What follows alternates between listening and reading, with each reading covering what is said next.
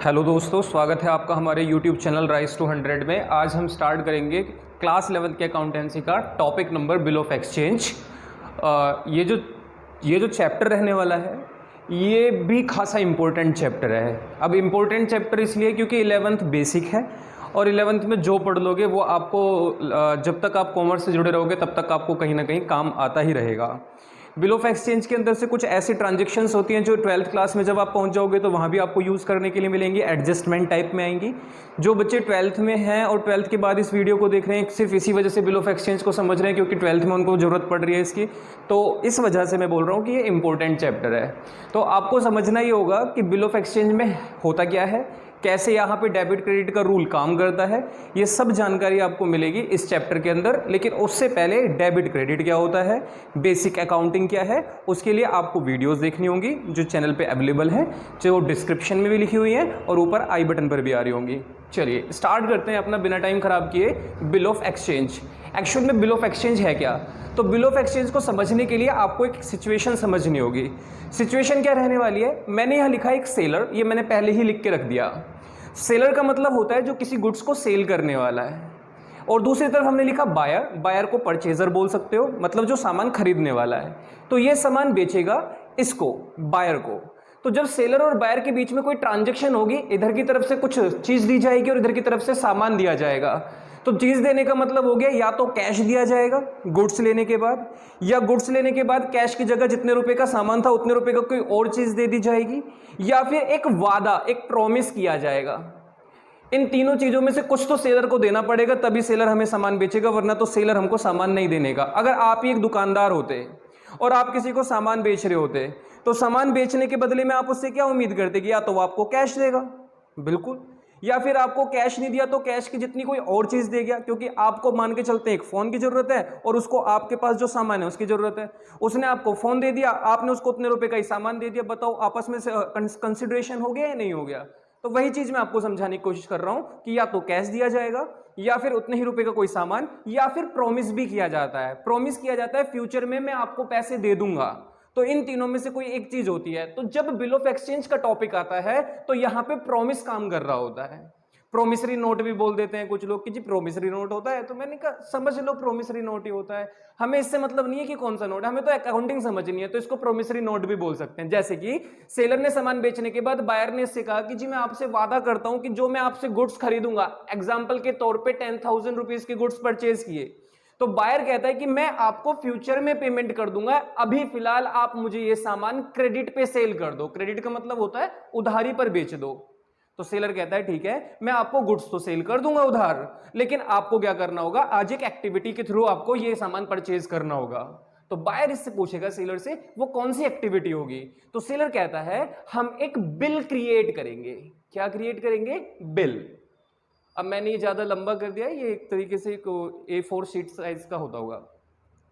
तो एक हम बिल क्रिएट करेंगे और इस बिल पे मैं लिखूंगा कि फला फला तारीख को, मतलब 1 अप्रैल को, 15 अप्रैल को, 31 मार्च को, जून, सितंबर, जब भी आपने परचेज किया होगा वो उस तारीख को लिखेंगे। और हम यहां पे लिखेंगे आपके पॉइंट ऑफ व्यू से कि आई प्रोमिस टू पे, हम प्रॉमिस कर रहे हैं कि हम पे करेंगे अमाउंट टू सेलर। अब सेलर का यहाँ पे नाम जो भी होगा उसका नाम मेंशन कर दिया जाएगा। आफ्टर 3 मंथ्स, अगर मैं 3 महीने का समय ले लेता हूँ, 2 मंथ्स का टाइम पीरियड मांग लेता हूँ, अगर ऐसा मैं बायर हूँ, सामान खरीद रहा हूँ और मैं उससे समय की डिमांड कर रहा हूँ कि मुझे इतना टाइम चाहिए आपको पेमेंट करने के लिए, तो वो टाइम पीरियड मेंशन कर दिया जाएगा।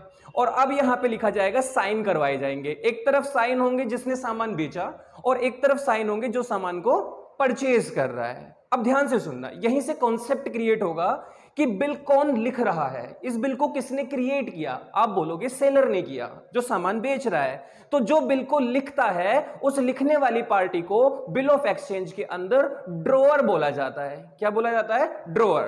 तो जो बिल क्रिएट करेगा उसको हम क्या बोला करेंगे? ड्रॉअर। उसके बाद फिर बायर कौन होता होगा? तो बायर क्या करता है, जो लिखे हुए बिल को एक्सेप्ट करता है। एक्सेप्ट का मतलब होता है वो अपनी एक्सेप्टेंस देता है, वो एग्री, अपनी सहमति देता है कि हाँ मैं सहमत हूं इस बिल से, इस बिल में जो बातें लिखी हैं उससे भी मैं सहमत हूं, और वो अपने भी साइन इस पे करता है। तो ड्रॉई के साइन होने के बाद ही ये बिल लीगल होता है।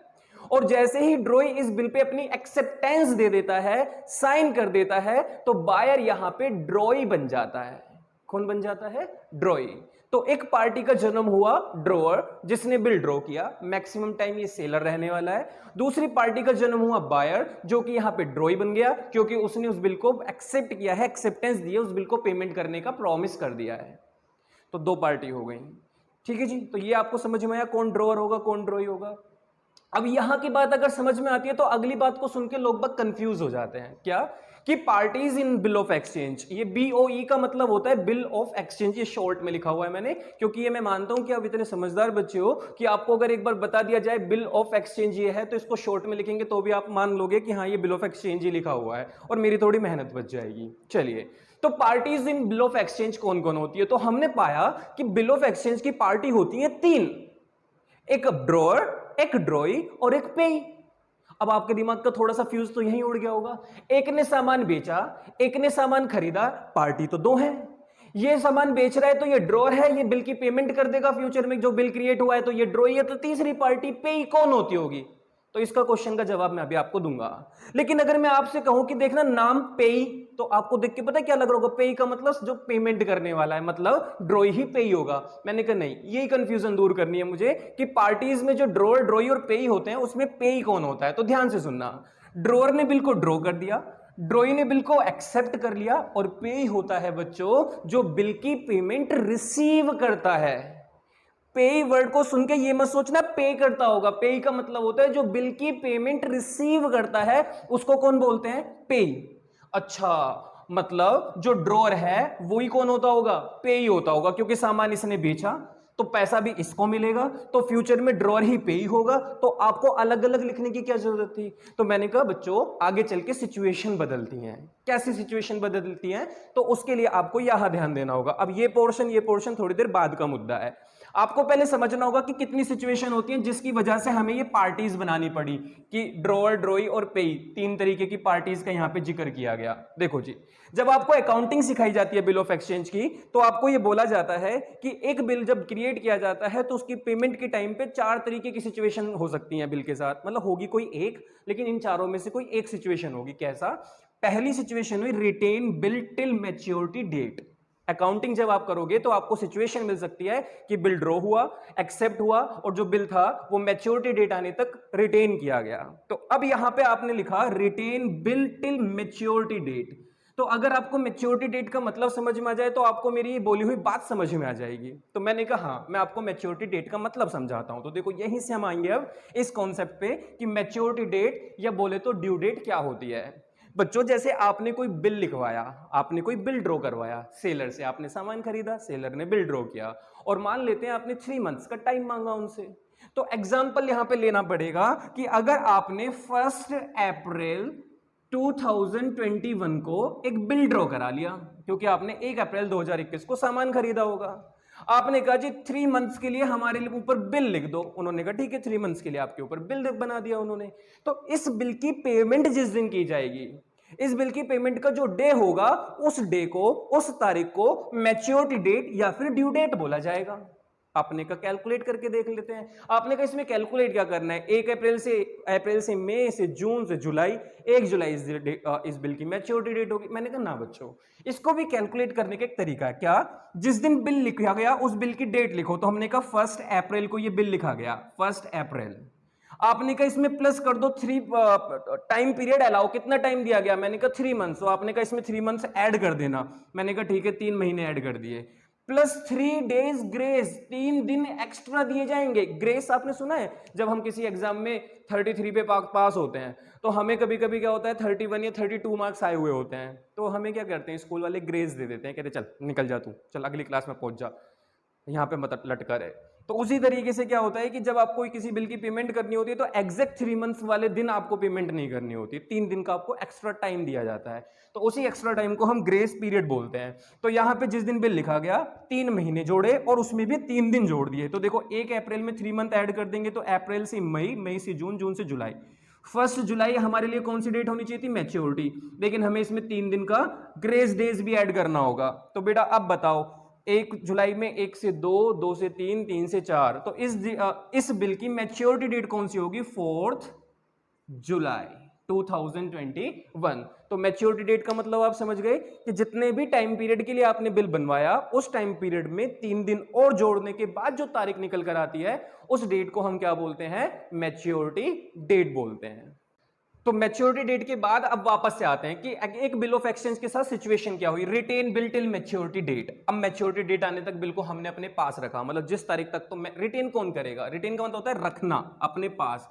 और कौन अपने पास बिल को रखता है, जो बिल को ड्रॉ करता है। आप मुझे बताओ बच्चों, सेलर ने बिल ड्रॉ किया, उस पर सारी कंडीशन लिख दी, अपने साइन कर दिए, ड्रॉई के साइन करा दिए, और बिल को लिखने के बाद अगर वो ड्रॉई को दे दे, लो इस बिल को ले जाओ, जब पेमेंट करने आओ बिल को ले आना।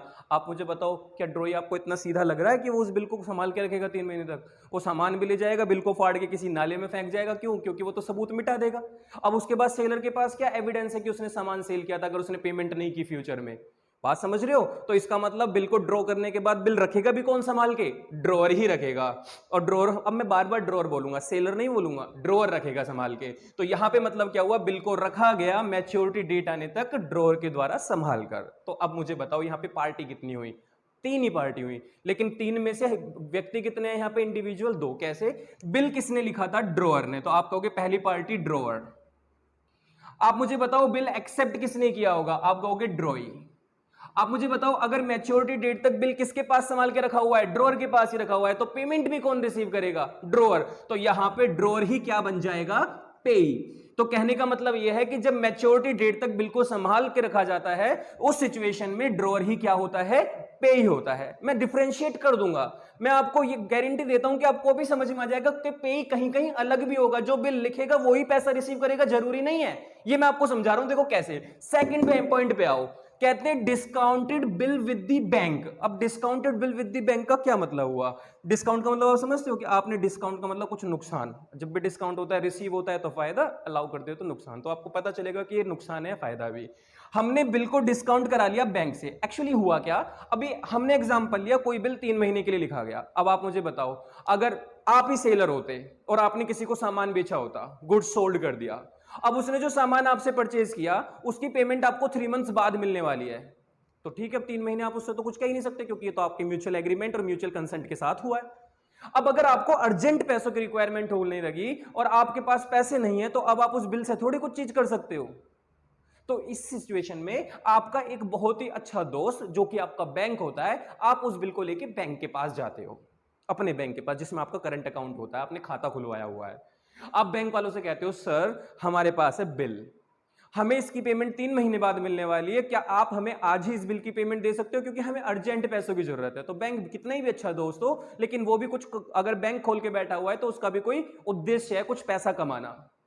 सर्विसेज देते हैं लेकिन साथ ही साथ वो भी अर्न करते हैं, कुछ प्रॉफिट कमाते हैं।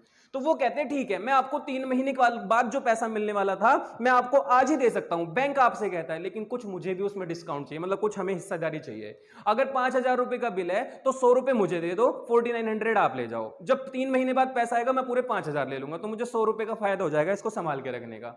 आप कहते हो कोई नहीं, रख लो 100 रुपए, रख लो तुम 100 रुपए तुम रख लो, कोई दिक्कत नहीं है। तो आप मुझे बताओ इस सिचुएशन में बिल ड्रॉ किसने किया? ड्रॉअर ने। बिल की पेमेंट कौन करेगा? बिल की पेमेंट हर बार ड्रॉई करेगा, ड्रॉई कभी चेंज नहीं होता। तो चलिए जी, बिल की पेमेंट कर देगा ड्रॉई, ओके।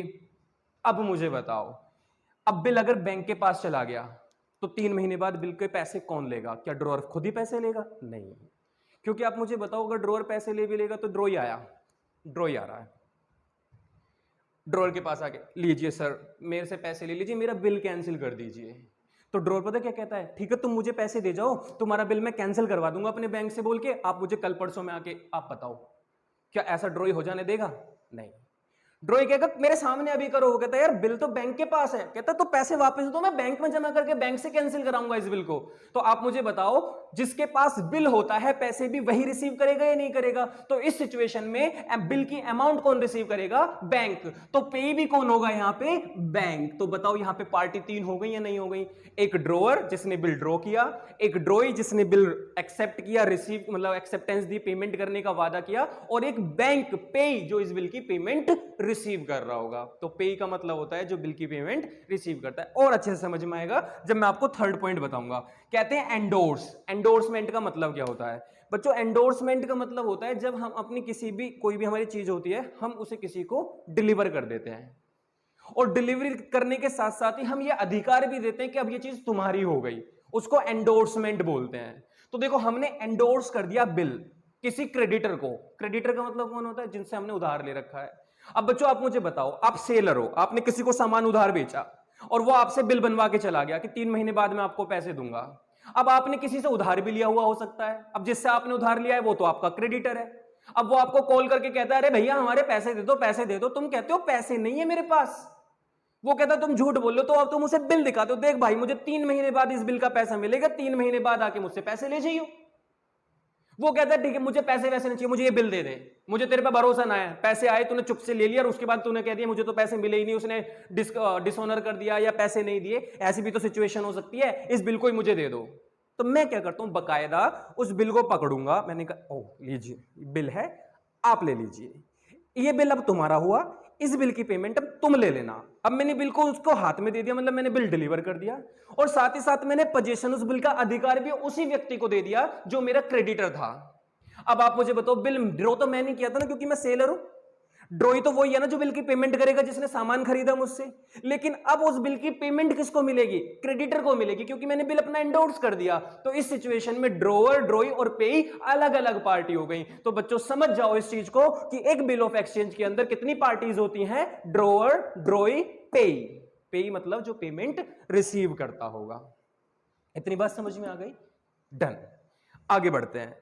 अब हमने यहां पे एक चीज लिखी हुई है, अभी आप कहोगे लास्ट के पॉइंट क्या है, तो मैं अभी इसको एक बार दोबारा रिपीट करूंगा, टेंशन मत लो, बहुत जल्दी से रिपीट कर दूंगा। ऐसा भी नहीं कि आप कहोगे एक ही चीज को दो दो बार बोल लूं, नहीं, बहुत जल्दी रिपीट करूंगा, बस आपको जस्ट समझाने के लिए एक बार दोबारा बोलूंगा।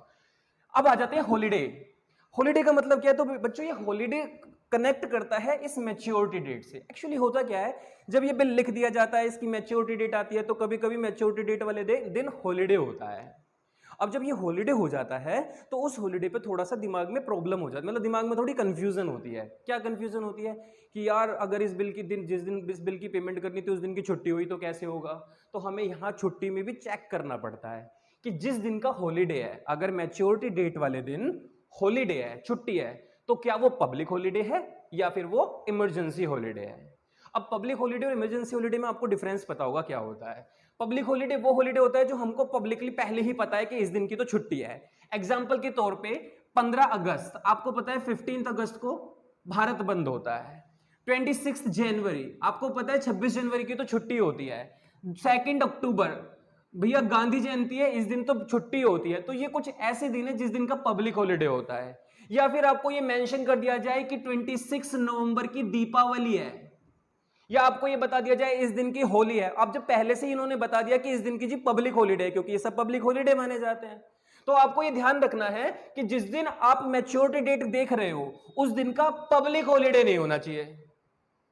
अगर पब्लिक हॉलीडे होगा तो आपको पहले ही पता होगा कि 4 तारीख का पब्लिक हॉलीडे। अब जैसे मैच्योरिटी डेट एग्जांपल है, एग्जांपल समझना, मैच्योरिटी डेट 26 जनवरी निकल कर आ रही है, हमने सब 3 महीने कैलकुलेट कर लिए, 3 दिन ग्रेस डेज जोड़ दिए, 26 जनवरी आ गई उस दिन। अब बताओ पेमेंट 26 जनवरी को कर सकते हो क्योंकि उस दिन तो हॉलीडे है। तो आपको पेमेंट एक दिन पहले करनी होगी, पहले पेमेंट करनी होगी, मतलब 25 जनवरी को पेमेंट करनी होगी। तो कहते हैं अगर पब्लिक हॉलीडे होता है तो 1 डे बिफोर मैच्योरिटी डेट या preceding day before maturity date, कि जिस दिन की मैच्योरिटी डेट थी उससे एक दिन पहले पैसे दे देना। तो ध्यान रखना, आ जाता है इसके ऊपर क्वेश्चन। इसके बाद एक और पॉइंट समझाऊंगा, अभी एक और इंपॉर्टेंट पॉइंट है, कभी बहुत बच्चों के माइंड में कंफ्यूजन रहती है, मंथ की जगह अगर डेज में बिल लिखवाया हो 60 डेज 50 डेज तो कैसे कैलकुलेट करेंगे, ये भी मैं कंफ्यूजन दूर करूंगा।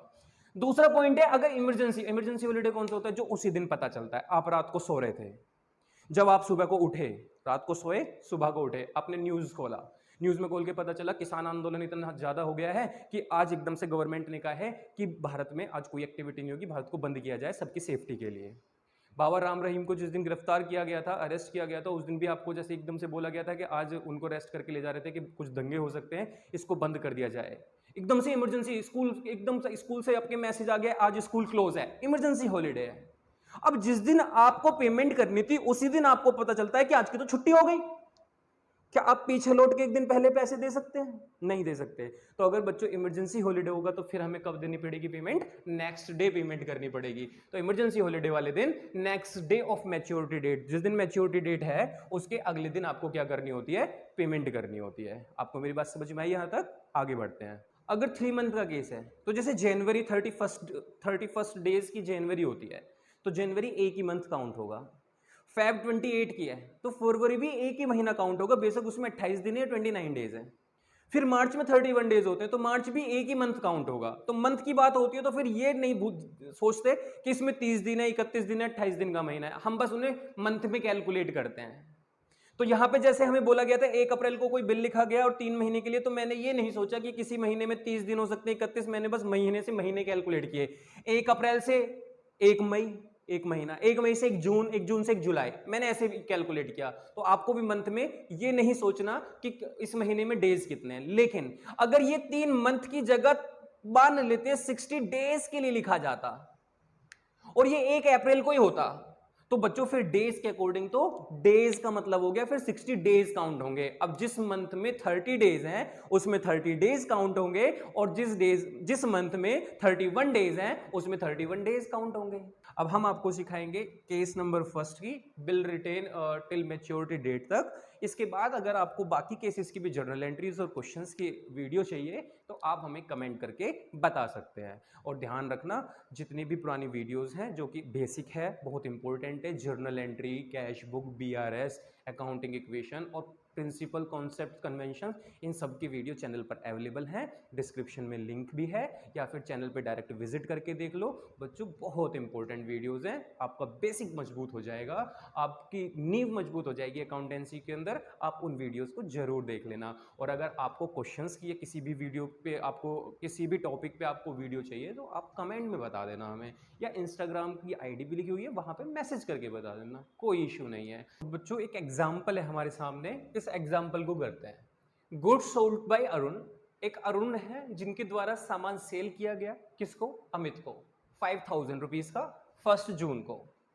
कहते हैं बिल क्रिएट किया गया 3 मंथ्स के लिए, मैच्योरिटी डेट आने पे अमाउंट पे कर दिया गया अमित के द्वारा। तो पार्टीज कितनी है इस बुक में? 2, एक अरुण और एक अमित। अरुण ने गुड्स सोल्ड किए हैं तो मैं अरुण को यहां पे ड्रॉअर बोल सकता हूं, और अमित ने गुड्स परचेज किए हैं तो मैं अमित को यहां पे ड्रॉई बोल सकता हूं, क्योंकि अमित ने यहां एक्सेप्टेंस दे दी होगी अपनी।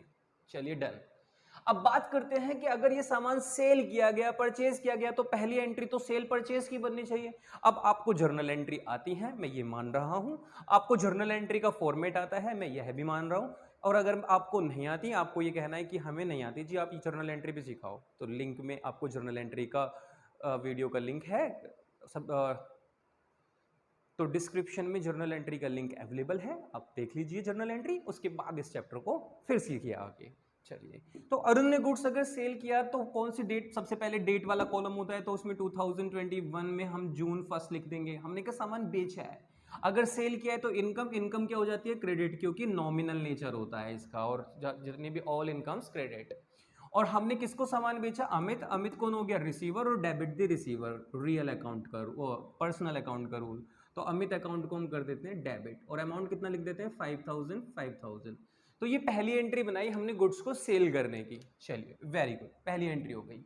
अगर इसकी बुक में सामान परचेज किया गया तो इधर की तरफ सामान को सेम डेट पर जून 1 पे परचेज किया गया होगा, और जब परचेज किया जाएगा तो एंट्री क्या बनेगी? परचेज एक तरीके से एक्सपेंसेस डेबिट होते हैं, और ये गुड्स किसने दिया? हमें, अरुण ने। तो अरुण एक गिवर हो गया, और गिवर को हम क्या कर देते हैं? क्रेडिट। तो अरुण के अकाउंट को हम क्रेडिट कर देते हैं। और कितने रुपए का सामान हमने परचेज कर लिया? 5000। तो बच्चों मुझे पता लग रहा है कि आपको यहां तक तो कोई प्रॉब्लम नहीं हो रही होगी, क्योंकि आपको पता है कि कैसे सामान को सेल परचेज की एंट्रीज पास की जाती है।